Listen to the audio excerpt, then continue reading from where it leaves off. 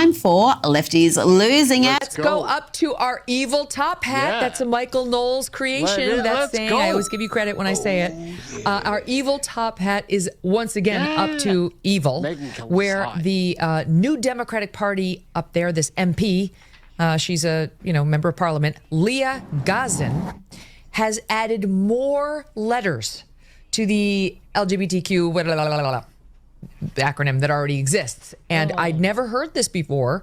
There is a translation coming, but listen to this nutcase. And I was told I would never walk again. You can imagine in the heart of a 15-year-old how that landed in me and my world. Because I had no view of what it was like to have a spinal cord injury. I couldn't use my legs, and I sat in the hospital for months. Because conservatives don't care about spinal cord injuries. Like, again, iterating, I'm not a conservative, I'm a voter. But when the liberals push this shit, it drives me over the edge. It's like, how are you trying to fool the audience? Almost gave up hope. Fortunately, the Canadian health system, an exceptional health system, saved my life and helped set me on the path to be able to have hopes and dreams. They're like annual fucking retard convention. And it was like a No Kings protest, except you had to pay to be there. Time for Lefties Losing It. Let's go up to our evil top hat. Yeah. That's a Michael Knowles creation. That's saying, I always give you credit when I say it.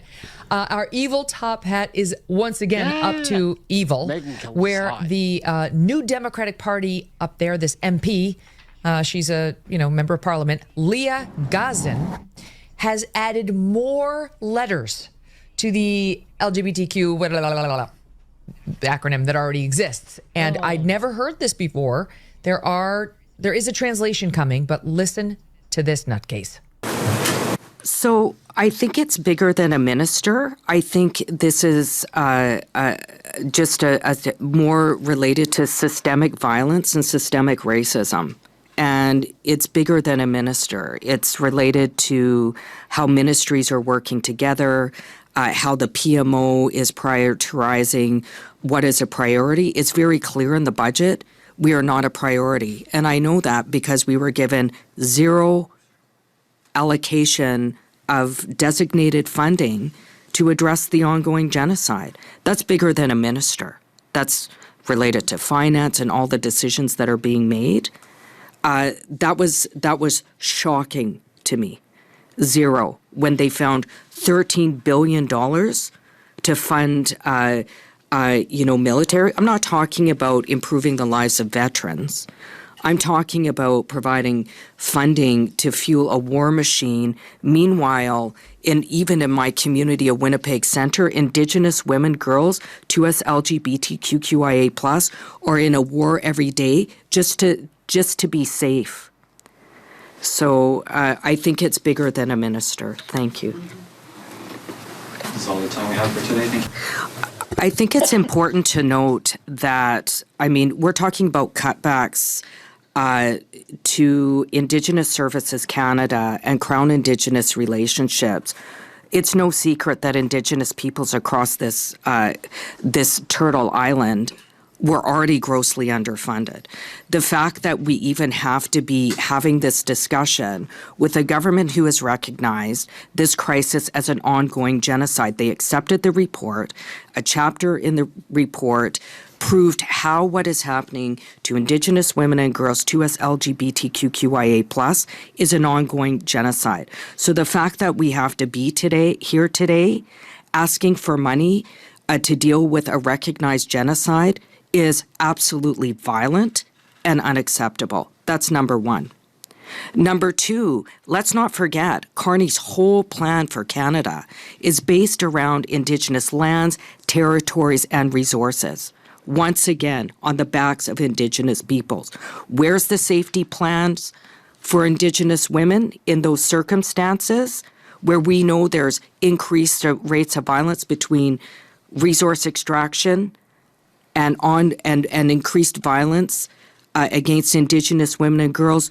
No plan. And where are the voices of Indigenous women in even that example, nowhere, not invited to the table. This is unacceptable. This is unacceptable that it's been 7 years since the release of the final report, and here we are again today begging for money so that we can live. Bitches begging me for pictures, damn. Follow me on Instagram. Follow me on... No!